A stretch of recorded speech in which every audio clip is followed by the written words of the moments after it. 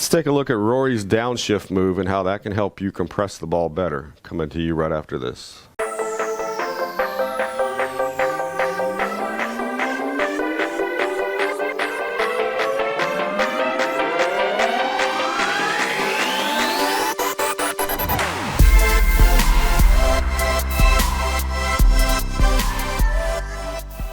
Hey guys, welcome back to the channel. Hope you're doing well. Hope you will subscribe if you haven't done that yet. And please give this video a like.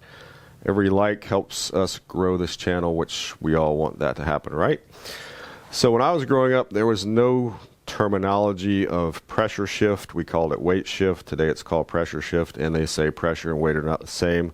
Plenty of videos out there if you want to learn the nuances and the differences. But what we see in good players, and we'll take a look at a moment at Rory's, what I'll call a downshift move, is before they start their downswing, you're going to see weight or pressure move towards the target.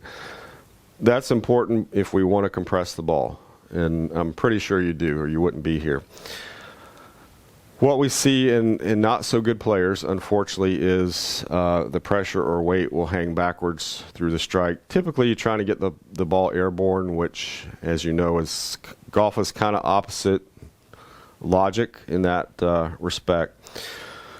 Other error we see is a player may get their weight or pressure moving left, but usually it's too late, and so that makes the bottom of the low point difficult to control. Also makes control in the face a little bit more difficult.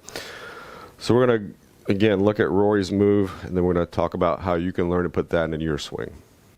Alright, let's take a look at this clip of Rory a couple years ago at least, demonstrating this concept.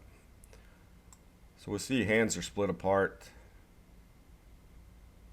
and you'll kind of see where his head is compared to that tree in the background. So everything's, I call it falling left. I'm not the only one moving left. Club's not moving down. So this is really his feel. And this is a great way, by the way, besides the drills I'm going to show you, of learning to feel this indoors, not hitting balls. Great way to start. Putting that pressure on the left side before the club moves, okay?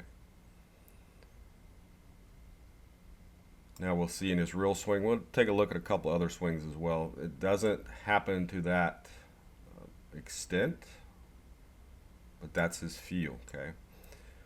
Then the second way to practice this is obviously both hands on the club.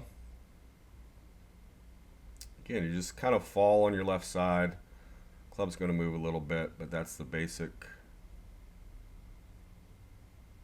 idea. You want to, if you watch this a couple times, it's really going to make more sense than a whole bunch of words. So again, that's his feel. Then he's explained that once he gets the pressure left, he can bring the club down, and then through the bottom, because the pressure's on the left side, he can push up out of the ground, which helps the club accelerate, helps the hips open up. Let's take a look at a more modern swing.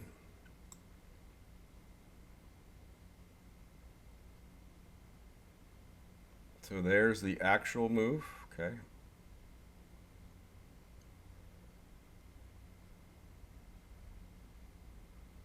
You notice he's doing that really before the club starts traveling down. And then we'll look at a little bit older iron swing. If we mark his, let's just mark his right hip at address. So really before the club's moving down, that pressure is moving towards the left side of the body.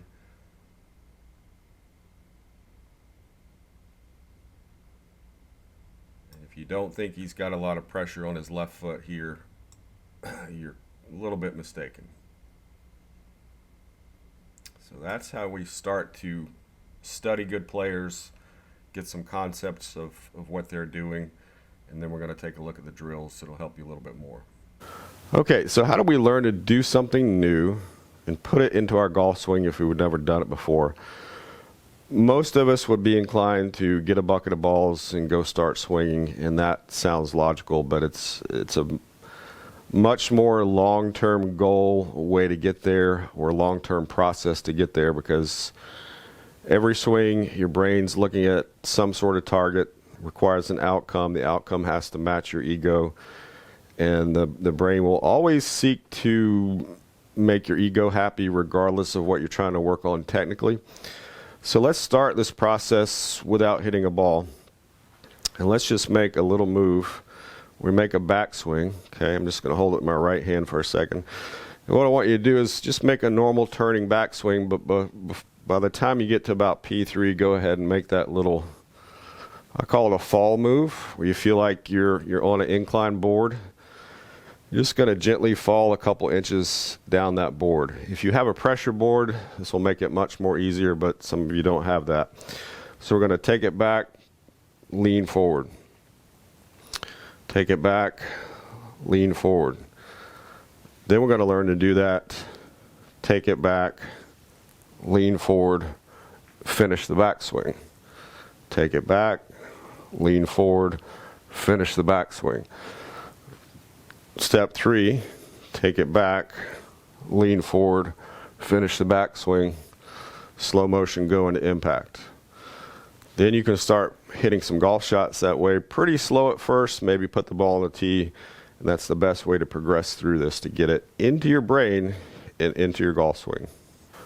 In a minute, we're going to hit some shots, let you see how I would try to show you how to learn this other than that last demonstration. Keep this in mind. If you've never done this before, it's going to feel weird. If you're hitting golf balls and watching the ball flight, don't get overly judgmental on what you're going to see. You're going to hit some little thin, you're going to hit some little right, you're going to hit some little left. The moment you stop working on what you're doing and get overly concerned where the ball is going or how it's behaving, you're going to lose what you're trying to work on. You're going to become more, all right, fix that last shot, fix that shot. That's not the way to learn something new, and just keep that in mind, okay?